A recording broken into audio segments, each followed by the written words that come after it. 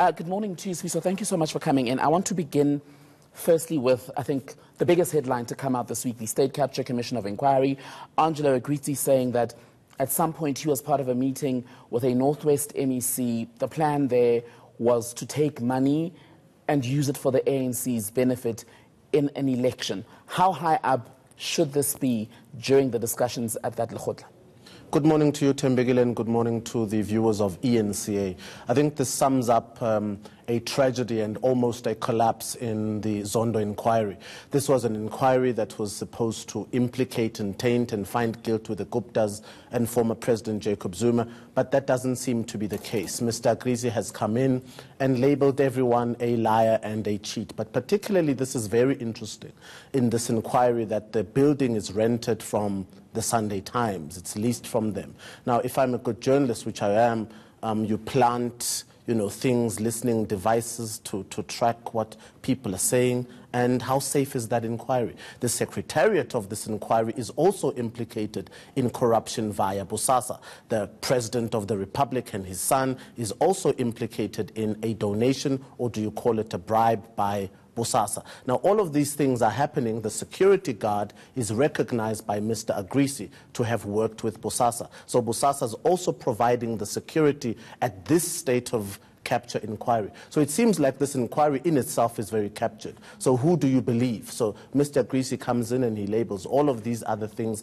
And I think Zondo has got the morbid task now to try and defend the authenticity and objectivity of his inquiry amidst all of the allegations leveled against top guns, against ANC people, and now the coming of a new cabal of people. It was supposed to just find corruption within, stakeholders of government, between cabinet officials, but now white capital has come in and they're also part of the pudding. I want to come in here. Firstly, I don't think we'll come back to you addressing my question about how high up this should be on the agenda for the Lekgotla, but as far as the terms of reference for the commission itself were concerned, and I'm paraphrasing here, one of the terms of reference was that the commission would have to deal with allegations made against the Guptas and any other family. So to say that this here has now revealed Gavin Watson and Bosasa's play in corruption and capturing the state does not necessarily do away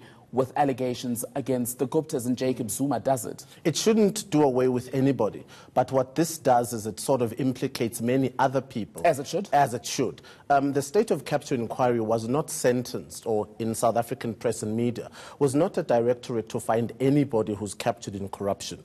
That would make this inquiry very long and expensive, which it already is. In the South African mind and dominant in the South African press is that the Guptas have captured government. That was what it was supposed to find. But now nothing has been said about the Guptas in this particular week. It's leveled allegations upon any other person. That seems to extend the length of this inquiry and gives us something to think about beyond the Guptas. And two questions are then posed, Thembekile, is, are the Guptas a sideshow?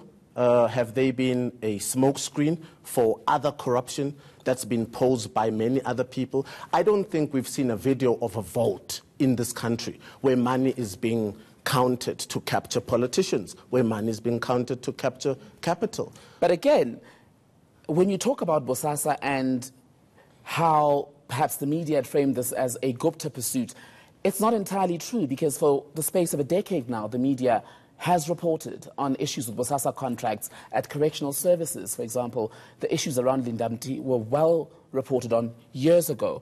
So that there is no vault does not mean there should be a comparison between either party, doesn't it? But it does present, would you not agree, is a time for us to reflect holistically on state capture in this country.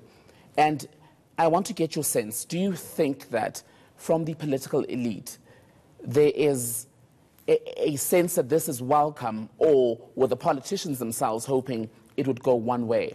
My problem is, why are we only taking a look at it right now? Did it have to bring Bosasa and agrees his testimony for South Africans to finally say, let's talk about corruption holistically. This is not what has happened in this country. And it makes other things seem like a sideshow and a smokescreen. Agrees his testimony seems to implicate a broader spectrum of what corruption is in this country. To be fair, as writers, as members of the press, corruption in this country has had a color. It's been significantly black. For the first time in this week, corruption has taken another color, and that color isn't black. And my problem is, why are we having this conversation so many weeks into the inquiry when it should have been labeled an inquiry for all corruption and all forms of state capture? And that would have made this conversation more nuanced, which it hasn't been all these weeks. But as I said to you, in the terms of reference, there is one of the terms does refer to a broader look at state capture, be it determining links between Jacob Zuma, the Guptas and others. But we're reflecting on the week as a whole. Let's move on very quickly because we're almost out of time.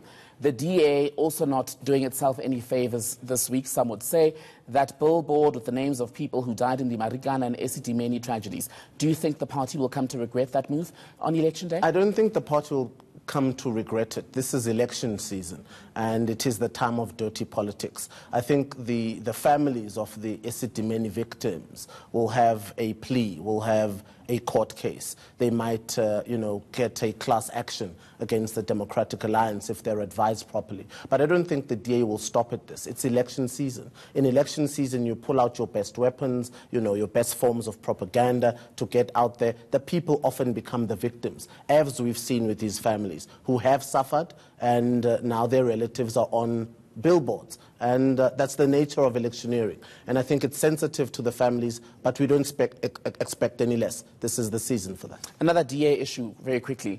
Msimanga yesterday announcing that he's stepping down as mayor of Tshwane. He says it's to focus on his run to be premier of Gauteng in this election.